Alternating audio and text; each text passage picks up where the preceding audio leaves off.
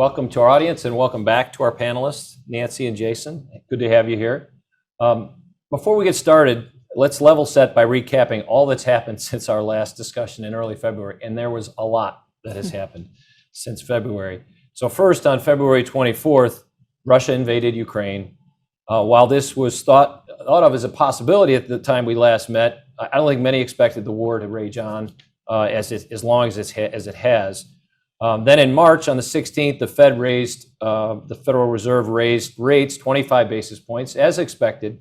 And then on May 4th, they raised rates again by 50 basis points. And they began a much more hawkish posture. The bond market expectation for the Fed funds rates at year end in 2022 went from 1.37% when we last met to nearly double 2.66 today. Also, since we met, inflation has risen to from about 7% to nearly 8.3%. The 10-year Treasury also was up almost 100 basis points from 191 to 286 basis points, or 2.86%. And the rate on fixed-year conforming 30-year mortgages, as some of you are painfully aware, went from 3.77% to nearly 5.5% today. And then finally, as we've all seen, the markets have really taken a beating. The S&P 500, since we met, is down over 13%. The NASDAQ has fallen more than 20%, which puts the NASDAQ firmly in bear market territory, and the S&P just on the brink. On the bond side, the Barclays Aggregate Index fell 6.1% in that period of time, just 71 trading days ago. So what a difference a quarter makes. So Jason, I'd like to start with you in a moment to hear your views on inflation and see how they've changed since we last met. But before we do, let's jump to our first question to the audience. So we'll bring up our polling question now. And as they do so, I'll read it to you. Where do you expect inflation to be at the end of 2022? And we'd ask everybody to just click one of those radio buttons. I'll do the same. You can see 2% is the Fed's target rate. And then our ranges are 3 to 4, 5 to 6, or 7% and higher. I'll submit that. So I'll ask you all to do the same. So, okay, while we tally the results, Jason, can you just share how has your view on inflation changed in light of all that's happened recently? When we last sat down, inflation was just above 7% on a headline CPI basis. We expected inflation to continue to rise from there. When we last talked, we thought that was going to be a little above 8% at some point this spring on a gradual series of increases, February through, let's call it May, at which point we thought it would level off and then start to decline. Consensus estimates for that decline, and mine were aligned with that as well, where we would be somewhere left or right of 4% by the end of the year. Now, as we've seen additional inflationary shock from the Russia-Ukraine situation, and from continued stress in the consumer space, we've now seen inflation hit 8.5%, now recede at the last monthly reading to 8.3%. So hopefully that backup in inflation becomes a persistent backup in inflation. Even if it does, though, I think the runway for inflation to recede by year end has altered to some extent because of the current conditions. I think if we get below 6% by the end of the year, so something in the 5% range, that's a pretty good result given all of the headwinds and stress that we feel right now in the economy. Got it. So, Jason, interestingly, consumers have been consistently citing inflation as their greatest concern right now. And this is driving consumer confidence lower, meaningfully lower. Is this, in your mind, is this concern justified, or does it obscure even greater risks elsewhere in the economy? Well, first off, the concern around inflation is absolutely justified. There are less dollars of income chasing higher prices for goods. And that's kind of the basic definition of inflation. As we've seen that inflationary pressure, it's starting to impact the way consumers behave. And we're starting to see consumers make tough decisions. That is economically damaging potentially. So the focus on inflation is justified. Now, the singular focus by some on inflation obscures a number of risks. We still have risks from supply chain disruption. We still have risks from geopolitical situations, and it's not simply just Russia, Ukraine, but there are other geopolitical risks out there on the horizon. We also have a slowing economy that was already transitioning from a recovery to an expansion and struggling with some of that changeover as well. So it's the front of the list of a long list of concerns. Is that fair to say? Yes, very fair to say. Okay. All right. Before we go on to the next question, let's see what our polling results look like. So where do you expect inflation to be at the end of 2022? Vast majority, 55%, 5 to 6%, and then about a third, 32%, say 7% or higher. Nobody is at the Fed's target level. So I think the audience feels like we're going to be significantly higher than target for a while, but a little lower than we are today. So perhaps some of the tactics are going to pay off by year end. So let me go back to you here, Nancy, and welcome, and talk a little bit about your views on interest rates. When we last met, the market was pricing in 525 basis point hikes this year, and a projected effective Fed fund rates by year end about 1.45, just under 1.5%. And with short-term rates today. Sure. So we've seen the Fed move from transitory inflation to persistent inflation, and they've told us they're going to fight that. And so what we've seen is the Fed raise rates twice since we last met. First rate hike was 25 basis points, followed by a 50 basis point rate hike at the last meeting. The market is calling for continued rate hikes up to just under 3%. So nearly double where we were when we last met. So very aggressive. We've seen the front end of the curve steepen. So definitely responding to the higher rates. Yes, for sure. But pretty amazing. I mean, doubling expectations just in the last 3 months. So let's talk about the direction of the economy. Before I do so, let's pose our next question to the audience because it's related. This is a little bit of trivia, actually. So Miguel's going to pull that up. How many recessions has the U.S. been through since the end of World War II? So we're talking about since 1945. How many recessions? And we've got 6, 8, 11, or 13. So please take a moment and click one of the radio buttons. We'll see what you think. But back to you, Jason, on this front. While our audience ponders the recession question, I should note that the GDP actually shrank by 1.4% on an annual rate in the first quarter, and a recession is defined as consecutive, so 2+ quarters of GDP contraction. So we're on the cusp potentially of a recession. In addition, on several occasions recently, we've seen the yield curve invert, where in this, for example, they're widely looked at the 10-year versus the 2-year Treasury. If the 10-year rate falls below the 2-year rate, you've got an inverted curve. And historically, that has been a precursor of economic recession. So Jason, at this point, based on where we are, do you anticipate a recession in the United States? In the near term, and I think a lot of the fears you've seen in the way markets have been trading have been pricing a near-term recession. And I don't believe that the evidence supports that we're in a recession currently, or that second quarter GDP is going to be a second contraction. Okay. Simply because the health of the consumer activity we've seen, particularly last week's retail sales update, as yet another example of consumers are still out there being active. And as a consumer-driven economy, consumer activity really drives economic growth for us. So as we see the consumer continue to hold up in the face of inflation and these other fears we talked about, there's less of a chance that we're in a near-term recession. Medium term, it's a different answer. That yield curve inversion you mentioned is usually a 6 to 24-month window on when you dip to recession. It's entirely plausible that you could see the Fed overreact. I think they've tried to engineer a soft landing every time, and Nancy, I don't know if they've ever done it. You also see the consumer starting to change a little bit of their behavior. There's some evidence on the margins of consumers switching the way they're behaving. They're using a lot more credit now instead of savings. For example, credit rates ratios are going up. Savings rate is actually down below where it was at the start of the pandemic. So we're starting to see some evidence that the support offered by the consumer is potentially going to wane as we move forward through the year. If that occurs, if the Fed continues to act fairly aggressively, and if the yield curve inversion serves as an indicator, the probabilities of a medium-term recession, and medium-term I'm going to define as sometime in 2023, are rising, and they're rising week to week, month to month. So in the near term, that means you don't see a contraction in the next quarter. Jason, can you just speak about what you anticipate for U.S. economic growth kind of through for the rest of the year? Sure.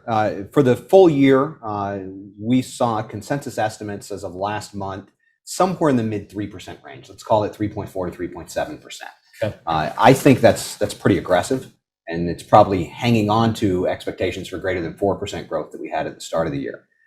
More realistically, something south of 3%, and I would say actually closer to 2.5%, would be more realistic for an annual level of GDP growth for the year. We've seen too much strife in the first quarter to really carry through strong growth through the end of the year, and that mid-threes number would be something that I would call strong relative to the last decade or so that's been in the low twos. Okay. So somewhat optimistic, I would say. All right, well, let's pause for a moment and go back to our polling question and see how our audience did on the trivia here. So question 2, how many recessions has the U.S. been through since the end of World War II? And consensus was 41% say 8 and 36% say 11. So most people are right in the middle there. And the correct answer is actually 11. So about a third of you got that one correct. And we're hoping that we don't see another one anytime soon. But the reality is that on average, in those 11 recessions, they've lasted 11 months on average. They saw GDP fall 2.3% on average, and they've generally been separated by about 5 years of growth. And then incidentally, it's currently been 155 months or almost 13 years since the last U.S. recession, which makes this the longest period of uninterrupted economic expansion in U.S. history, which is remarkable, but hopefully that doesn't mean we're due. So we'll see. So with that said, Nancy, what are your views on economic growth, and do you see a recession looming ahead? Sure. So my views are not that different from Jason's at all. I agree that the economy hinges on consumers and consumer spending, as well as capital spending, and the housing market, I think, will determine when we reach the tipping point of when things change. We did see the curve invert. The curve inverted briefly at the end of March. So meaning 2 years was higher than 10 years. It is an indicator of a recession, but not always. And as Jason stated, it's usually at least 12 months out when we see a recession. So I think we're going to see continued growth at a slower pace. We've seen that in corporate earnings. We've seen some of the ability to push the higher prices, materials, and labor costs through to the consumer. We've seen consumers continue to spend, but also credit card debt go up, savings go down. That seems to be what's happening as interest rates go up. So when we reach that tipping point, we'll start to see a full pullback, I believe. Got it. So near term, you're with Jason. You don't see it. Correct. Got it. Okay. Thanks, Nancy. So Jason, one of the driving forces in the economy that we haven't touched on too much yet is really labor. How has the state of the U.S. labor market affected the economy, and particularly as it relates to inflation now and into the future?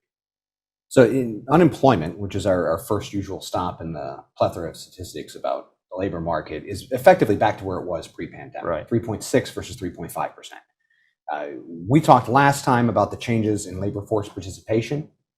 That's always been a headwind for me, that we are short of labor force participation. We were at pre-pandemic. We're not going to get back there. It's just not in the cards, what with early retirements and the like.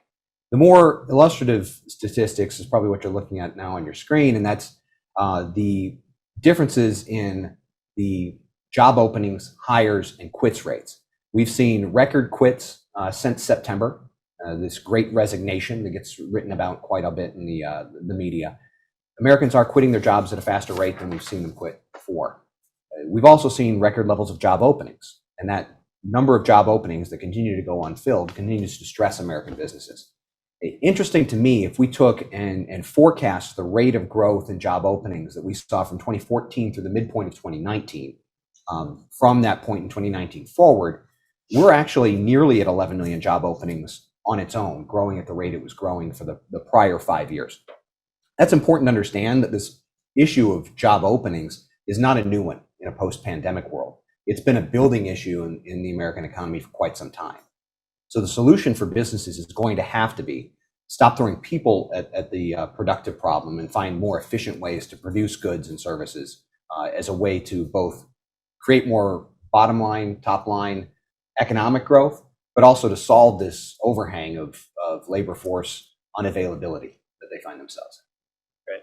Makes sense. Nancy, do you think the demand for labor and presumably higher wages will help carry consumer demand? I do think it, in the short term, it certainly will. But as we see prices go up, you're going to see a shift, as Jason spoke to already, a shift in what consumers are going to purchase. We're coming out of the pandemic where we saw a consumer focused on actual goods purchases, moving from a service economy into more of a goods. I think when we see some of that even out, when supply chain disruptions start to clear, you'll see a little bit of a blip and a little bit more movement to services, but all in at a certain point, the consumer, right, there's inflation. So as wages go up, so do your prices. So the classic example of, not enough dollars to keep up with the price. And I think you raised an interesting point there, Nancy, and that's the increase in wages hasn't quite kept up with the increase in prices. Right. And generally speaking, that relationship over the long term is wages rise faster than prices. It's increase in prices plus productivity ends in wage growth. With wages falling short of prices, I think there's going to be a lot of demand from the labor side of the economy for wages to continue to go up even as inflation abates. So if we're right and inflation comes down in the 5% to 6% range, it's entirely plausible to see wages go up even faster. They're at 5.5 now. You could see wage growth north of 6.5, 7% persist through the end of the year as wages start to catch up to inflation. That brings into the play this kind of 1970s-esque wage price spiral. If more higher wages engender more inflation in the out years, but not in the cards from my perspective right now. But I think there is some catch up in wages that we'll see wage price inflation continue a little faster than. Well, certainly as we look to hire folks, we see that pressure. So it's coming in the near term. Well said, Jason and Nancy. All right, so let's shift to the markets a bit here and talk about the current state of both the equity and fixed income markets. So Nancy, I'll go back to you. What have you seen in the fixed income arena in terms of returns and trends and flows really since we last talked? Sure. So part of the bond math is as yields go up, prices go down. So we've seen negative returns across all sectors in the fixed income markets.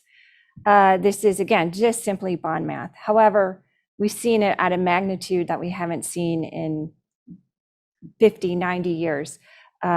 We measure fixed income generally by the aggregate index, and that has returned nearly negative 10% year to date. And that's rather extreme. Last time we spoke, there still was a risk-on environment in the marketplace, meaning high yield outperformed investment grade, corporates were outperforming treasuries. So a risk-on environment, meaning let's get more yield, we feel compensated for it. That is definitely flipped. We've started to see a high yield. I believe the returns year to date on high yield is over negative 13%.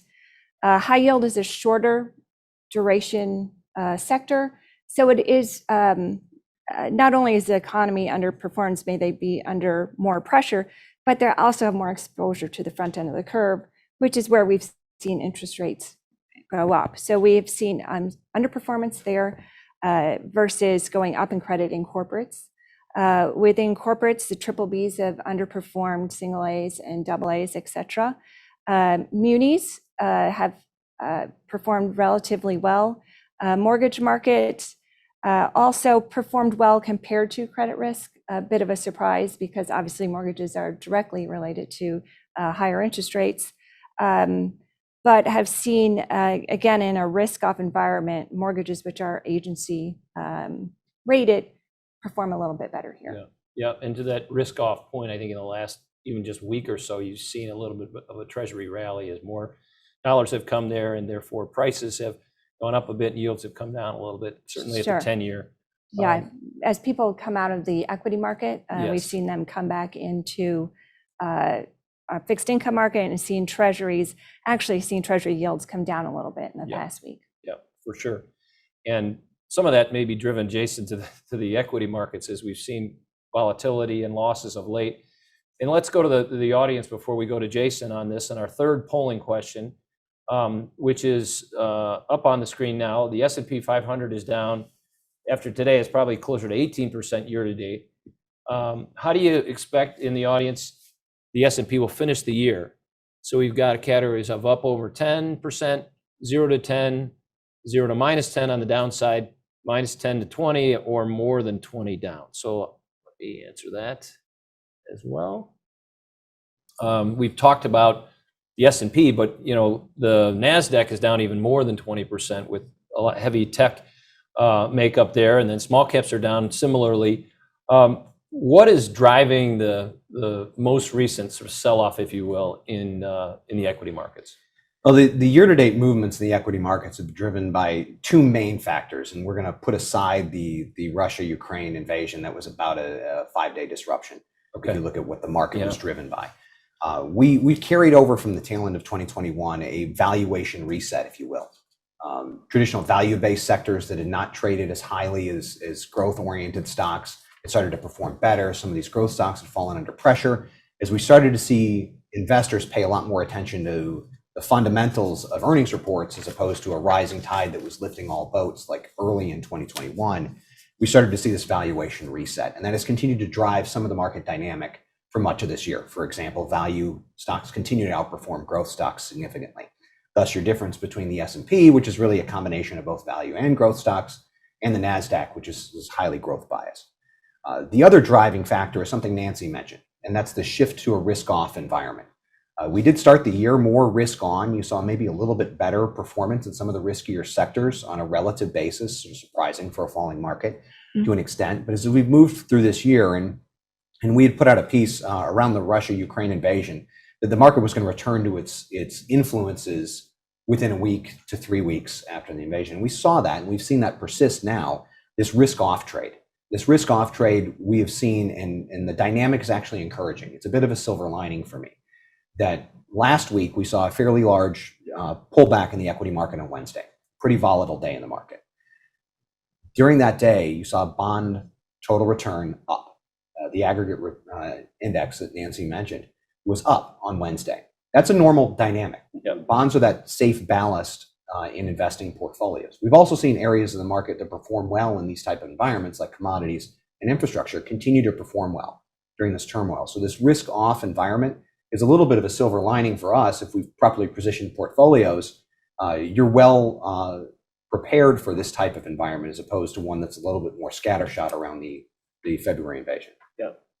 Hold on to your asset allocation thoughts because I want to get to that in a second. But in the meantime, let's pull up the third polling question answers from the audience and see how people feel about the markets closing out 2022. Okay, so again, the S&P is down quite a bit year to date. How do you think the S&P will finish the year was the question. 40% of the audience say flat to 10% down. So, just between 0 and 10% down.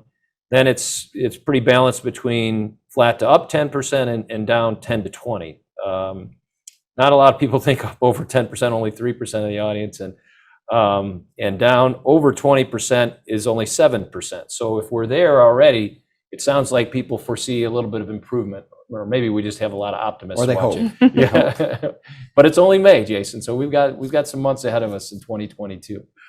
Okay, so in light of everything we've talked about, lots going on. Any one of these events would be big, but we've got 4 or 5 major things happening at the same time. So hence the volatility you both have alluded to. But let's talk about investing strategies in this, in this context, in light of everything that we've just mentioned. So Nancy, I'll speak or start with you, because when we last spoke, your team, and I'll just kind of reprise this to see if I've got this right. Your team was favoring credit risk versus interest rate risk, overweighting corporates and underweighting treasuries and mortgages, and we're very short on duration. So have your views changed, or positioning in the fixed income markets changed since we last talked? Our views haven't changed too much. we don't want to fight the Fed, right? So as you spoke to a little bit earlier, as we've seen people trade out of the equity market and into fixed income, we've seen yields come down. However, we know the Fed is going to continue to raise rates, and we expect this to be a short-term blip, and we'll see rates continue to go up. So we do continue to keep our duration short versus our benchmark. Duration is a measure of the price sensitivity to a basis point of movement in the market. So being short helps us protect capital within the market or within the portfolio. We do still have an overweight to credit. On a contribution to duration basis, we are short the index. So again, alleviating some of the risk there. As we've seen bonds mature, and some bonds are getting called as well in the marketplace, we've reallocated those resources to treasuries. We've seen spreads widen over the year. So corporate credit is around 150 on a spread basis. Not an all-time cheap, we're not gapping out, but we've definitely been leaking wider. So just waiting for a better opportunity to reinvest resources. We think up in credit works, and that works in a couple of ways.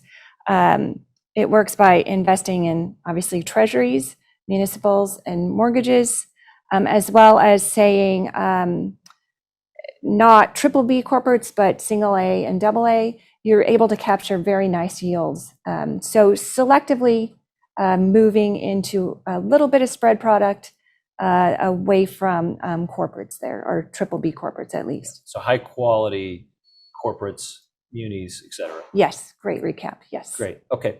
No, that's great. And that's helpful. It doesn't sound like a major change, but a little bit of a tweaking here. Yeah, some tweaking, okay. Now, Jason, how about on the equity side? Where do you see the greatest risks and opportunities? So greatest risks and opportunities. Let's start maybe with the risk side of the ledger.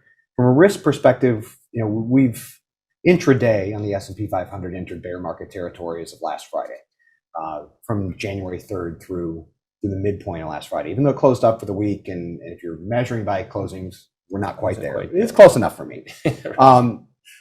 Bears usually see a little bit more pain before they improve. They don't stop at 20. So near-term risks, we're still in a market that is risk off, that is challenged for equity investing, that we are seeing some downdrafts, and I would expect some of those to continue. We're also seeing some challenging macroeconomic environment, primarily the supply chain difficulties. And I'm pointing particularly to what's going on in China with shipping. Those effects are probably at their outset 3 to 4 months from being felt here in the United States. They're probably a lot closer to 1 to 2 months before they start impacting supply chains. But you've already seen some consumer challenge, if you will, with some of the earnings reports last week from Target and Walmart, for example. Yeah. As we saw some pretty clear indications that either they've overstocked from an inventory perspective, or consumer behavior is changing a little faster than anticipated. Those areas of risks remain throughout the summer months and maybe even into the end of the year for equity markets. Now, on the positive side, we've definitely seen valuations reset to a great degree. When we last talked, there was only one valuation metric we could scratch out of the ether to come up with a reason why equities were still maybe a little attractive, and that was the comparison between earnings yield on a stock versus the 10-year treasury. As rates have come up, that dynamic is now not as attractive anymore. However, most of your traditional price earnings multiples and the like have come down. They have not come down nearly enough for us to be comfortable equity buyers at this point. We think there's probably some more contraction there in those multiples. And you look at the Shiller P, for example, being still close to 30 is a great example of smoothing it. It still looks a little expensive, but we're heading the right direction in terms of a valuation perspective in equity markets. And the continued strength of the consumer, despite some of the headwinds, still acts as a tailwind for equities. And if consumers are still out spending money, they're still driving corporate earnings. And if they're still driving corporate earnings, there's still a case to be made for higher quality in the equity market. So I'll echo Nancy's comments there, that high quality is still attractive to us. And then other areas of the market are poised to do well in high inflation, slow growth type environments. I mentioned infrastructure and commodities before. Those real asset categories for us continue to be attractive on a go-forward basis, given the economic environment we find ourselves in. So Thanks, Jason and Nancy. So in light of that, Jason, it doesn't sound like you're changing or suggesting big changes to asset allocation, today versus 90 days ago. Is that fair? That's fair. I think when we talked 90 days ago, we were starting to see some evidence that it might be a good time to rebalance. We did go ahead and rebalance those our controlled portfolios in March to actually great benefit to clients. We would continue to watch that dynamic as we move forward. We've not changed any fundamental assumptions at an asset class basis based on what's changed. We came into this year expecting a higher level of volatility. That has been realized, maybe even to a greater degree than we'd anticipated, but we did position portfolios for a higher degree of volatility to start the year and then repositioned again in March. As we move forward into the year, we think that volatility persists. There's no reason to back off from that positioning where we moved into lower volatility asset classes like large cap US equities, commodities, infrastructure, and the like, and while getting shorter in the bond portfolios. We moved into floating rate securities, for example, at the start of the year, things that are shorter duration than the market. Nancy already elaborated quite eloquently on duration's impact and sensitivity to interest rates. And those are some of the changes we had made in portfolios. Again, seeing no reason to back away from those at this point. Right. And again, lots of volatility as we talked about, but for the long-term investor, that's really not a problem. In many ways, for our investment teams, that's an opportunity, right? Exactly. There's a famous Bob Litterman quote from the early 1990s. That's risk is the energy that creates return. You're compensated for taking risk in the market, and that's true for long-term investors. Short-term investors, you can have your face ripped off if you take too much risk in the short term and sell when it's back low. However, for a long-term investor, you're right. The amount of risk you're exposed to kind of determines your long-run return. And this level of volatility, while it feels abnormally high, in actual historical comparison, takes us back to about where we were before the period of low volatility that preceded the pandemic. We're in this era of easy money, an area where equity market volatility was lower than its historical averages. And we're now back to a more average level of volatility in equity markets. That translates to more predictable return paths from here. So if you're managing a long-term portfolio, you're properly taking advantage of pullbacks in the market to rebalance or reallocate and staying invested. Time in the market, not timing the market is the most important takeaway there. You're going to come out the other side of this on target for your goal and pretty happy that you stayed invested instead of sat on the sidelines. Yeah, well said, Jason. One more thing, and I think we talked about this in February, but I'd like it just to clarify for folks, because we talked about our asset allocation approach is a little bit more, is overweighted in real assets, and that we define that as real estate, infrastructure, and commodities. Can you talk a little bit about what does infrastructure mean? Because people talk about it a lot, but I'm not sure how you translate that into stocks and how we invest them. Sure. For us, the infrastructure asset class is global infrastructure. And here in the United States, we typically think about infrastructure as utility companies, pipelines, things along that nature. Across the world, though, things like seaports and airports are not owned by local or national governments. They're publicly traded entities. So, for example, German airports are an attractive investment as the world opens back up, particularly to business travel, particularly in Europe. We see toll roads in different parts of the world. Australian toll roads, for example, are investable assets in a global infrastructure portfolio. They are attractive as Australians start to move around the country a little bit more and utilize transport. Those toll cash flows can go back to investors in the term of improved cash flows. And that's the takeaway for infrastructure for us. It's a asset class that receives better consistent cash flows than equities would. You don't see a large number of toll roads offering massive discounts to the toll road and thus cutting their dividend because the toll just isn't being paid as much. So that constant cash flow helps to lower volatility, but also helps to deliver a more predictable return to investors. And that's served them well in this type of environment. And it's important to note that it's international as well as domestic infrastructure. So thanks for that definition. So we've got a couple minutes, and I've gotten a number of questions. So I'm going to read a couple of audience questions, and either of you guys can take this. But a couple of folks asking about the housing market is we've seen these rates really spike now. Historically, still very low relative to history, but people are seeing 2% higher than they saw just a couple of months ago. So how do you see the rising interest rates affecting the housing market, and for how long do you think we'll see this, march upwards in rates? And I'll put that to either one of you guys. I could take a stab at it, and Jason, help me out at any point. But right, so we have higher mortgage rates now, I think close to 550, significantly higher than the last 10 years.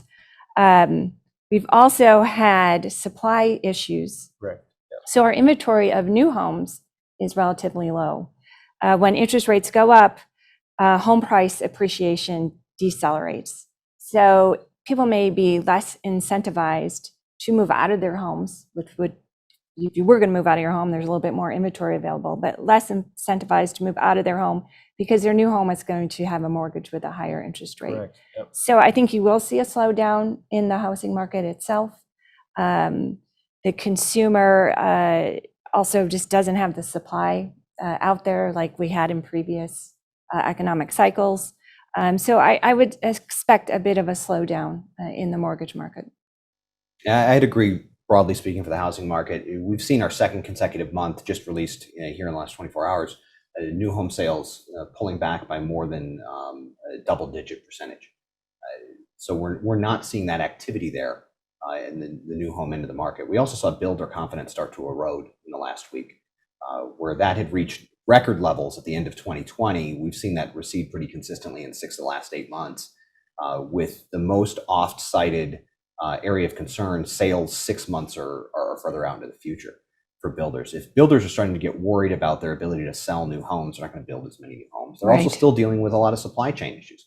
You're still dealing with delays for things like windows that are out at 20 or 23 weeks for some orders for homes. So as we continue to see some difficulty in getting the materials to build a home and some concerns about sales out further into the future, you'll see home builders be a little more cautious about putting supply into the market.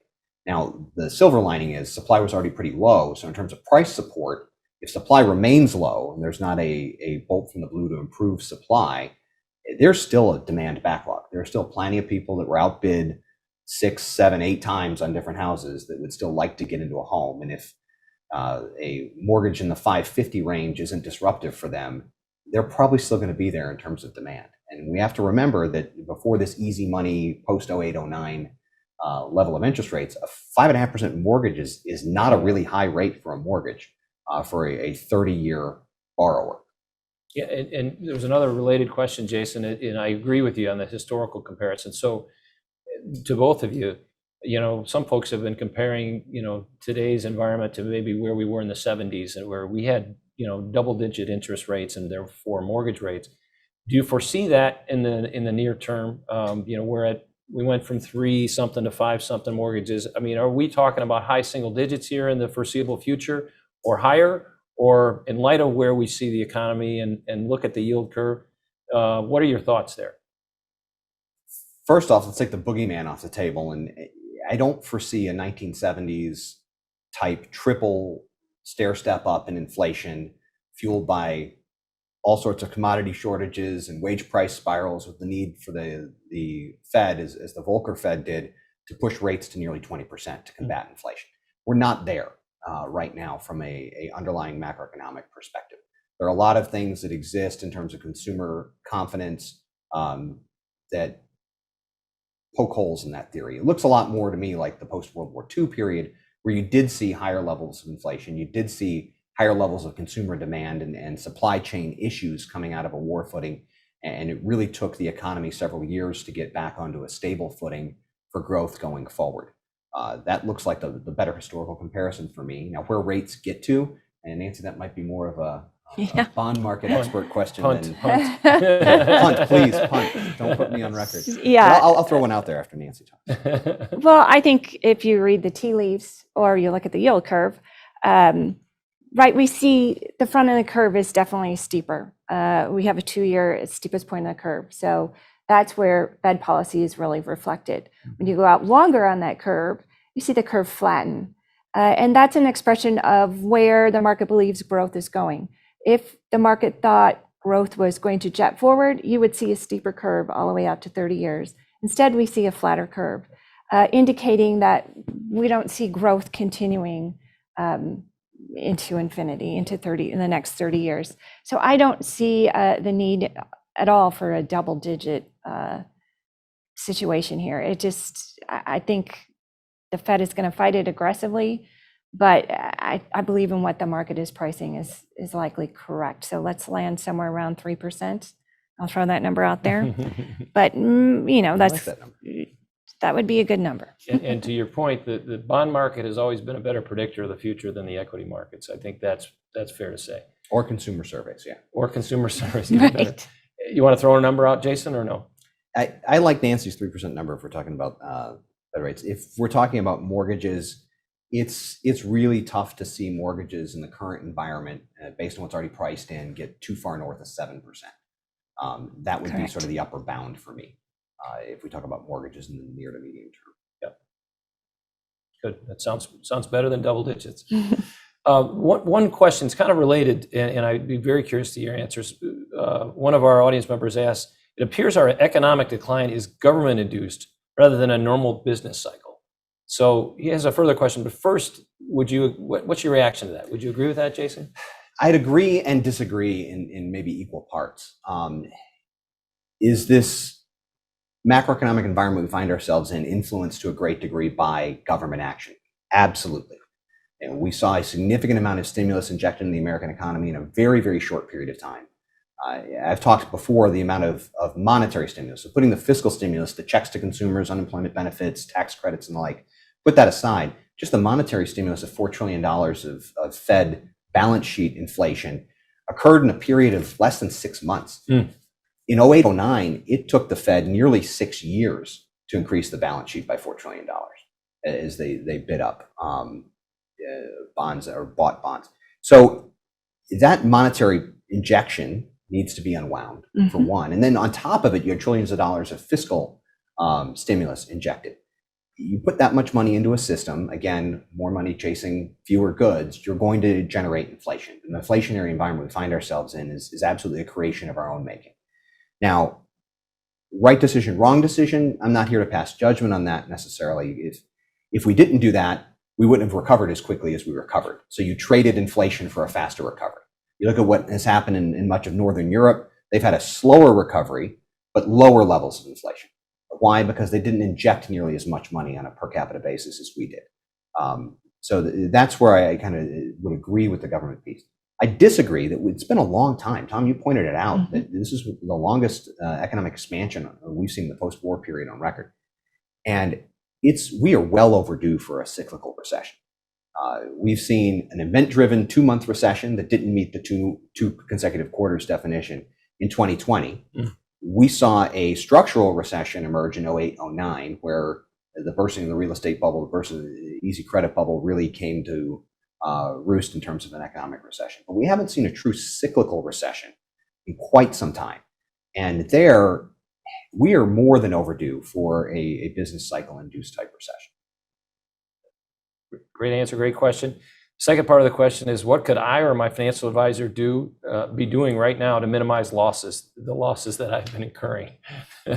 So do we have a silver bullet here, Jason? I do. So, and it's not going to be a comfortable silver bullet, and I apologize, but important to note that in the last 20 years, half of the S&P 500's best days have occurred during a bear market.